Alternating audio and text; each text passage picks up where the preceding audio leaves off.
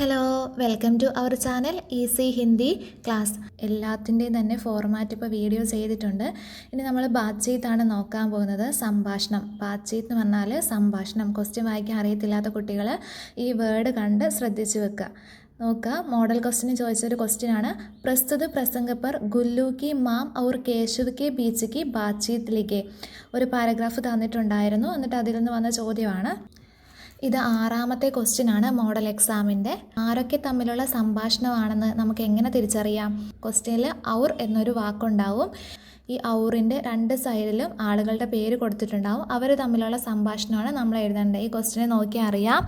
2ാമത്തെ ലൈനിൽ ഔർ എന്നുള്ള വാക്ക് കാണാം. അതിൻ്റെ മുന്നിൽ ഗുല്ലു കി മാം, പുറകിൽ കേശവ് എന്നുണ്ട്. അപ്പോൾ കേശവും ഗുല്ലുവിൻ്റെ അമ്മയും തമ്മിലുള്ള സംഭാഷണമാണ്.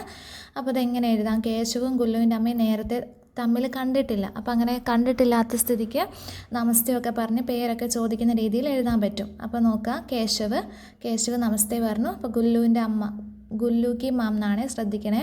ഗുല്ലുവിൻ്റെ അമ്മയെ നമസ്തേ എന്ന് പറഞ്ഞു. അപ്പോൾ ഗുല്ലുവിൻ്റെ അമ്മ ചോദിക്കുകയാണ്, ആപ്കാ നാം ക്യാ ഹേ, നിൻ്റെ പേരെന്താണെന്ന് ചോദിച്ചു. കേശവ് പറയാണ്, മേരാ നാം കേശവ്, എൻ്റെ പേര് കേശവ് എന്നാണെന്ന് പറഞ്ഞു.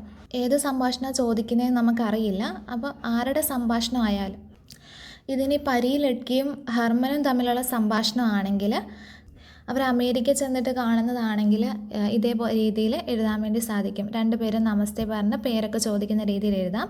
അതേപോലെ തന്നെ ദില്ലി മേ ഉനീന്ത് എന്ന പാഠത്തിൽ ലേഖികയും ഓട്ടോറിക്ഷക്കാരൻ രാജാറാമും തമ്മിലുള്ളതാണെങ്കിലും ഇങ്ങനെ തന്നെ നമസ്തേ പറഞ്ഞ് പേരൊക്കെ ചോദിക്കുന്ന രീതിയിൽ എഴുതാൻ വേണ്ടി സാധിക്കും. ക്വസ്റ്റ്യൻ നല്ല രീതിയിൽ വായിക്കുക. ക്വസ്റ്റ്യന് തന്നിരിക്കുന്ന പാരഗ്രാഫിനനുസരിച്ച് എഴുതാനായിരിക്കും പറയുക. ചിലപ്പോൾ ക്വസ്റ്റ്യന് തന്നെ സംഭാഷണം എഴുതാനുള്ള വരികൾ കൊടുത്തിട്ടുണ്ടാവും.